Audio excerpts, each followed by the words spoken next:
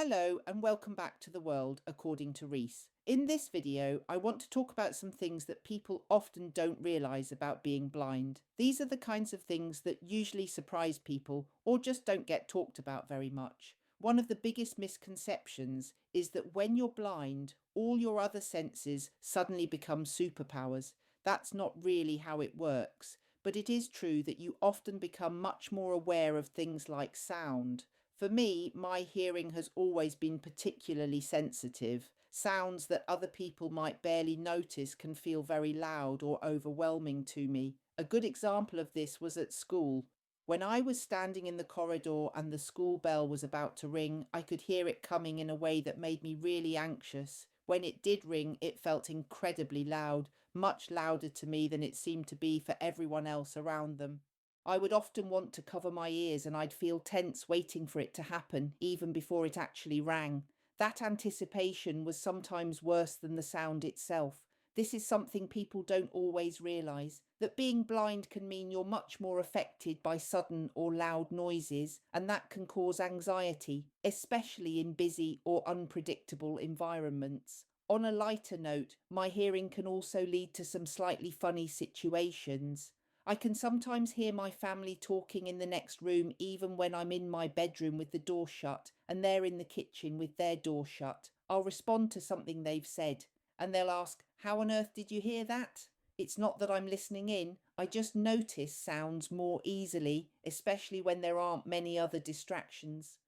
Another really important thing that people often don't realise about blindness is that not all blind people can't see anything at all. In fact, around 93% of people who are registered blind have some form of useful vision, even if that vision is limited, blurry, or unreliable. This can include being able to see light, shapes, colours, or movement. I'm actually in the minority of blind people because I can't see anything at all. Total blindness is much less common than many people think. This is one of the reasons why blindness can look very different from person to person. Some blind people might use a white cane, some might use a guide dog, some might read large print, and others might rely entirely on audio and touch. There isn't one single way to be blind. Another thing people don't always realise is how much energy it can take to navigate the world without sight.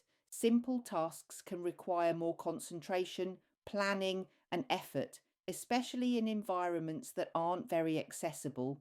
This isn't about being incapable, it's about constantly adapting to a world that's largely designed for sighted people. The aim of sharing these things isn't to make blindness sound frightening or negative, but to give a more accurate picture of what it's actually like. There are challenges, yes, but there are also adaptations, routines, and plenty of ordinary everyday moments too. If there's one takeaway from this video, it's that blindness isn't one single experience, and a lot of what blind people deal with is invisible unless you know to look for it, or in this case, listen for it. If you found this video helpful or interesting, please consider subscribing to the channel if you can and hit the notification bell so you'll be notified when new videos are uploaded. Thanks for watching and I'll see you in the next one.